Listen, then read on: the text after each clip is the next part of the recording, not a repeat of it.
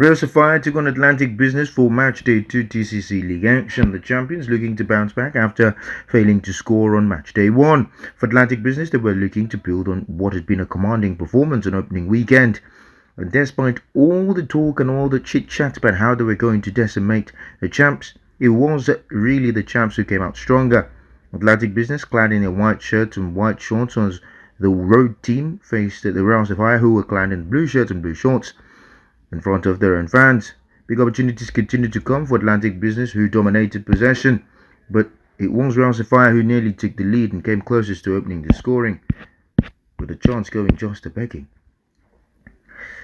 Well-worked balls inside the box were a staple of what Atlantic Business had tried, and they would also vary their options at the break with no goals scored despite having most of the ball and most of the opportunities going their way. The second half would be more of the same, as Atlantic Business looked to quickly spring a quick one on the champs, but the champs really showed why they were the champs when just 10 minutes after the restart they'd find the lead. A well-worked ball after a quick set piece into the box would cause a lot of trouble, and it was 1-0 to Real Sapphire. If there was any questions as to how this game was going to turn out, it simply seemed to be showing its hand, and Real Sapphire would continue to show their authorities in the encounter, but Atlantic Business were not ones to just go away, and they would get an opportunity to make it 1-1. Real Sapphire, however, began to find gaps behind Atlantic Business, and chances would continue to come. This time, a well-worked ball down the left would find a cross into the area, and while many people questioned why it took a bit of time to get the ball in, nobody cared because it was a second goal. Real Sapphire would make it 2-0, and Atlantic Business really having questions to answer themselves. It was only a matter of time and a question of if more goals were going to come in this game for the champions. They'd shown their stuff, shown their hand.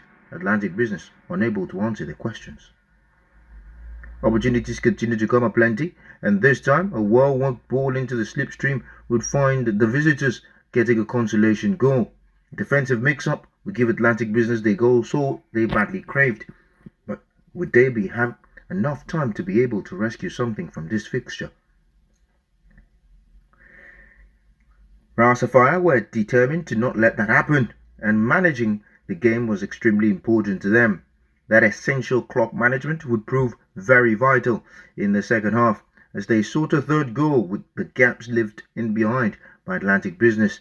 The visitors would continue to create chances as they sought an equalizer, even though they committed as many men forward as much as possible.